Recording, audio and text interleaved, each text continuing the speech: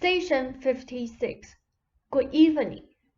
I find both of you are rather weary this evening, but then you cannot be at your bed all the time. You could be at your bed all the time if you followed certain rather sane rules, which I hope to go into later for your benefit.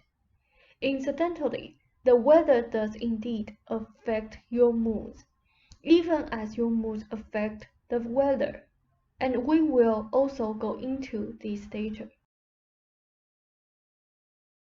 As far as my mention of May 23rd in connection with Miss Callahan, this was not a distortion, and the crisis, which was a psychophysical crisis, came as I said that it would. The Miss Callahan mentioned in connection with the 23rd was the first mention of that date. As Ruber somewhat belatedly realized today, the restlessness which was apparent in Miss Callahan's behavior when Ruber saw her was but a small tangible evidence of the inner crisis. The crisis itself was a psychic one mainly, which will of course have physical consequences. Miss Callahan was forced to realize that even her home surroundings were no longer familiar, nor is she easy within their confines. A dispersion has begun in which the ego will find it more and more difficult to hold energy within forms of personal identity, or to use energy for the purposes of the ego. The energy will fly every which way, uncontrolled, and no longer channeled. Habit will still have some power of restraint for a while yet, but whole blocks of conceptual realizations and whole blocks of time realizations are now surely drifting away from the ego's control. The return home temporarily seemed to stop this steady progress toward diffusion.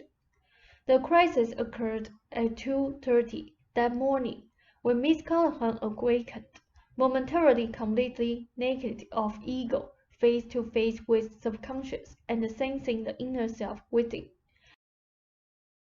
It was a moment of momentary terror, as the ego realized that what it fought against and what it would continue, though ineffectually to fight against, was indeed no enemy to it, but a most familiar, omnipresent inner self, against which it was now powerless. The ego returned, but this was the first instant where it actually came face to face with its counterpart in essence and in fact. The moments will reoccur, as Ruber noted Miss Callahan doodled upon a pad without any conscious knowledge of so doing, and without knowledge of what was written. The body becomes dependent upon old habitual patterns that will carry on yet for a while. That evening, further blocks of actual brain cells were destroyed. The cooperation therefore begins to hold. The second mention of the 23rd date was not a distortion. I tried to tie it in by mentioning that the date had already been given in connection with Miss Callahan. There was no distortion here again. What came through was correct, but my charming Ruber merely blacked the rest. This is not nearly as troublesome basically as a distortion, though at times such blacking may leave you up in the air. The date did indeed refer to our young friend, who was taken ill that very evening. It would have done no good had the full data come through. If you had known what was to have happened, you could not have prevented it in any case. The play is the thing, and so it was. The play in which your friend performed represented the springboard for the inner portrayal, unfortunately, of sacrifice. The caution that was given did come through. But of course, you apparently thought that this applied to Miss Callahan. It implied instead caution against the possibility of conflict with your friend's mother, and this could easily have occurred. to no good result in the long run. It is really necessary that the young man get a dwelling place away from his family, and in one respect, the attack involving the loans represented an attempt to put off responsibility. As such, for a time, it served a good purpose. Other responsibilities in his profession were being put upon him, and this plus his intent to find his own apartment all weighed upon him until he had to get out from under. He dared not fall sick until the final night of the play's run, although the attack almost occurred just before the first night of the play. Ultimately, he will have to get out on his own. It is almost necessary that he realize the way his mother is dominating him and understand his own dependence. Otherwise, he fights phantoms and uses up valuable energy that he now desperately needs. I wanted to give you this material to clear up the misunderstanding. The two separate mentions of the same date, they refer to two separate events that will occur on that same day. Distortions are not occurring this and this. A careful rereading of material will in such cases usually clear up such misunderstandings, as you will see when you reread the actual wording of the passage referred to. I suggest now your first break. My earlier remark that the weather affects your moods even as your moods affect the weather is an important one. There is very much here to be explained. Your weather indeed can be with some truth compared to loosely formed, mainly unconstructed energy, in many ways unbridled and uncontrolled by strong centralization of either subconscious or conscious control. The individual, for example, can to some extent, for the purposes of our discussion, be considered as elements or energy under psychic centralized control. On your plane, you are enclosed space, so to speak. Physical elements formed into a purposeful gestalt. Much other energy, however, while observing certain inner rules, is not so directed and can be brought under the dominance, therefore, of purposeful directed gestalts. This, of course, occurs nevertheless on a subconscious level, representing a spilling over of emotional and psychic energy from self into what is usually considered not self. And there are constantly effects that happen, a flowing back and forth of energy in this way. We will study this effect in a more detailed fashion at a later time. Because of their importance, this may sound unbelievable to you. Nevertheless, the same effects that cause emotional outbursts also cause physical storms. The basis is the same. The manifestation is different. The particles of air being themselves composed of molecule structures, having, as all molecules do, a generalized subconsciousness, and in condensed form a comprehension of the inner laws of the universe, are also then psychic as well as physical structures, as you should by now understand. Those that do not presently combine to form a complicated strong identity pattern, nevertheless still maintain the need for value fulfillment. By helping to form into charged emotional patterns, they share in a certain kind of awareness fulfillment otherwise denied to them. In their own way, they become what we will call pure emotional constructions, forming patterns that operate through emotional impetus that is received from and transmitted by individuals who thereby discharge and yet direct excesses of emotional energy, which the various personalities can no longer hold within the personal domain. This material is being delivered somewhat deliberately because of its possible confusing nature. It is, however, extremely valid and important. and also represents an example of the manner in which surplus emotional energy is discharged and reused. In various ways, this happens in many other fields. At the risk of telling you too much too soon, let me add further that when the molecule structures of so-called space are relatively emptied of emotional energy, by a process of psychic osmosis, so to speak, they will tap the human source, and not only the human source, but other animal sources as well. When you understand that basically all are one, and that in actuality there are no limitations between self and not-self, then these facts will not bother you. It also, of course, works the other way, so that when an individual feels energy depleted, he does subconsciously, and by the same sort of process, drain off reserves from non-identity molecule sources. I suggest that you take your break. In many cases, people know truths that they do not realize with the intellect. From time immemorial, they have felt emotionally recharged from a storm, and this is of course exactly what happens. The process involved is a constant, necessary and beneficial give and take that results in at least some kind of balance.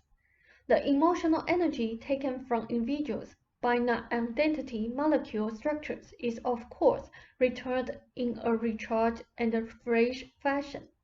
Identity forms or personalities simply cannot handle great surpluses of energy at this time.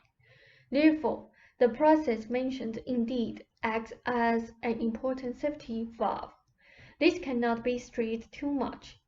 There is an important relationship, then, between emotional energy and the physical climate, and I hope to go into this more deeply.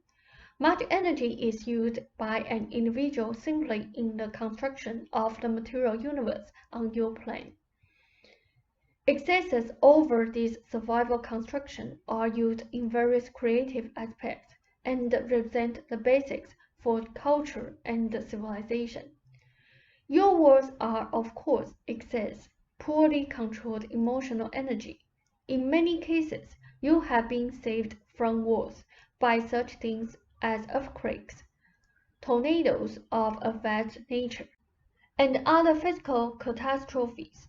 It is not that your race has an instinct for destruction, although it does have what can really be called an instinct for manipulation. What seems to be a destructive instinct is indeed an inability to control emotional energy and to discharge it in a most effective manner. With your growing population, it becomes more difficult to discharge this energy in what I would call nature ways. That is, by letting it spill over into the non-identity molecule realm. Privation naturally leads to great aggression of feeling. Where there is great privation, there will be a cruel climate, but the climate does not cause the privation. The emotional aggression caused by privation caused the climate. Weather goes in cycles, not because cycles are inherent in weather patterns, but because emotional cycles are inherent in individuals, and this also will be explained in time. Because of the fact that bad weather has often saved men from wars in the very early stages of human development, men misconstrued this to mean that sacrifice to the elements could save him from calamities of this kind. Sacrifice has nothing to do with it. You have heard doubtlessly of emotional contagion and of emotional climate, and these terms are well named. Energy changes form constantly, and if it is black in one direction, it will choose another. The Indian rain dances worked. Perhaps now you can understand the reason. Incidentally, if I may make a side note in response to a question you voiced, Joseph, during break, Lauren was 3 times a man. The misunderstanding seemed to amount to a distortion, but was not to this effect. Oftentimes, when a person is reincarnated continually as one sex, the overall impression of the personality seems to be of the opposite sex. Rupert picked up the feeling of femaleness very strongly here. As in many cases, an old man will appear womanish, so a personality reincarnated steadily as a male will develop strong and overcompensated for female characteristics, as is the case with Thorin in this existence. The very fact that a personality invades a female reincarnation is evidence of an already developed fear. The personality of Thorin, you see, is basically female despite the fact that he has never had a female reincarnation. This led to the confusion. It goes without saying that upon your plane male and female are equally important. Although because of the plane's particular overemphasis upon aggressive manipulation, the male has thus far dominated. There is also much here to be explained, since your conception of male and female is greatly distorted. The terms are of course reflections, in your plane, of other basic inner laws of the universe, which we have yet to discuss. They have actually very little to do with what you consider male and female, and for now we can mention them briefly in terms of arrival and departure. I will go into this at a later date, as you are not ready for this material as yet. Needless to say, the use of energy, and of emotional energy in particular, varies in the male and female on your plane, and both methods of using and discharging energy are necessary to maintain not only psychic and emotional balance, but also to maintain physical balance as far as living things are concerned, and also in the counterbalancing effects within weather and nature as it exists in your physical universe. It is necessary upon your plane that physical constructions arrive and depart. The departure is as necessary as the arrival, for without it, new arrivals of any kind would not be possible. It is no coincidence that man and the hunter seems, at least, to destroy. But this destructiveness in itself serves the purposes of creativeness and arrival. Both are merely faces of the same coin. I am not here saying that all destruction is good, by any means. I am saying that the basic structure involving the constant conception of one life formed by another serves the purposes of continuing creation. When it is followed without the addition of unrestrained and purposely cruel purpose, having nothing to do with the basic necessity, arrival and departure, then, can be seen as the two phases of male and female, each serving the basic purpose of value fulfillment and creation. This will be tied in, with details, to weather in a very intimate fashion. This is far afield from Thorin, and yet it is not. Other contradictions will be cleared up as you bring them up. Thorin must have a female reincarnation, even to give validity to his masculinity, as all living things on your plane cooperate form your physical universe. So, therefore, do they cooperate to form not only your weather cycles, but your climate cycles in terms of ice ages and tropical spells. I suggest you take your break. I have not forgotten our party session, though I may seem to have forgotten it. Rupert by all means should confine himself to using his bad energy for his daily creative work, not draining it by worrying about material which he has sent out into what he considers the cold world. This is his only hope of peace of mind and emotional stability. It would be advantageous for him, just when he begins the practice of psychological time, to suggest to himself that the work of the day is of primary importance. Certain arbitrary days can be selected, any days, for necessary letters to editors, and these letters should be written as automatically as possible. If he were more concerned with the quality of daily material, and this with outer success and recognition, he would not be in such a mental turmoil and emotional turmoil over material that is being submitted to publishers. There must be an inner freedom here. I would suggest even, as you did Joseph, a vacation air. He takes out his aggression against editors upon his own body, which is highly ridiculous. I would also suggest that he return to the back exercises.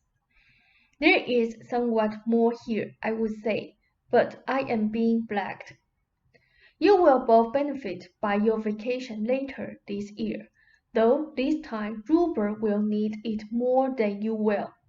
Your painting, Joseph, is beginning to show the results of greater psychic understanding, which will transpose itself into content and technique. I am going to close the session earlier, mainly because I have these sessions roughly outlined, and I have given you the material that I intended. A short morning talk would also benefit Rupert. Even though he would resent the loss of time, he would more than make up for it. My dear friends, I wish you both a pleasant good evening. The material that we covered this evening is very important, and will be the basis for new turns that the material itself will take, and the new avenues down which we shall travel together. I still do look in on you now and then, sometimes to my amusement and sometimes to my amazement. Rupert almost saw you seek friends' clasped hands during psychological time just before falling asleep the other evening. By all means, keep up these experiments, and one night we shall set a session aside to explain them. My best to you both. Ralph said, "Good night, Seth."